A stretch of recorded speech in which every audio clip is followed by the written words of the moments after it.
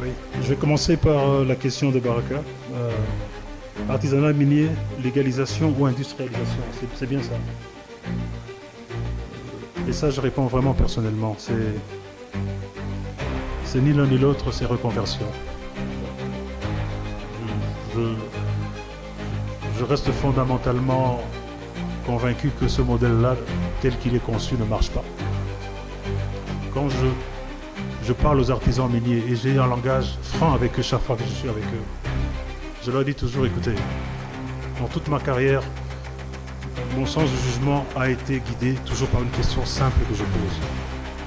Quand je fais une inspection en surface dans une usine, quand je vais à 1500 mètres dans le fond d'une mine, et je regarde les conditions de travail, je pose toujours une question. Si c'est mon fils qui était dans ces conditions-là, est-ce que je l'accepterais? C'est toujours la question que je pose. Et si la réponse elle est non, ça veut dire que c'est non. Ça veut dire qu'il y a quelque chose qui ne marche pas. Ça veut dire quelque chose qui peut changer. Et donc, pour revenir à l'artisanat minier, quand je pose la question, si c'est mon fils, est-ce que j'accepterais qu'il soit là dans cet artisanat minier-là? La réponse est non. Parce que je vois le taux élevé de déperdition scolaire, de grossesse précoce et de tout le reste. Cette horreur-là, c'est non. Maintenant, la réponse, c'est quoi? On ne peut pas punir ces gens. C'est pas de leur faute, mais du tout alors. Nous devons trouver une solution et la solution pour moi, c'est les reconvertir au travers des passerelles de formation professionnelle dans des corps de métiers différents. Certains restent des durs.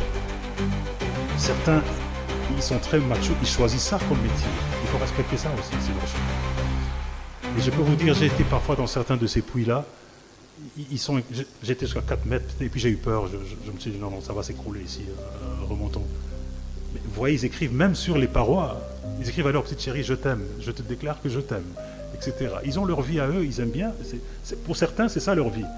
Ben, ceux-là, tout ce qu'on peut faire, c'est leur offrir des conditions de travail moins pénibles, faire de la découverture avec des moyens mécaniques, et puis essayer de les encadrer tant bien que mal.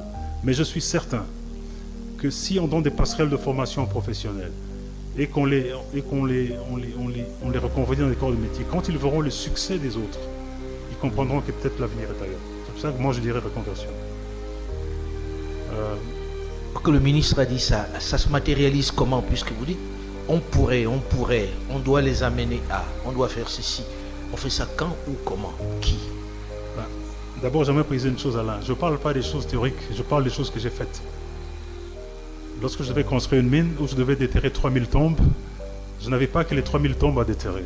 J'avais 10 000 artisans, creuseurs qui étaient aussi là.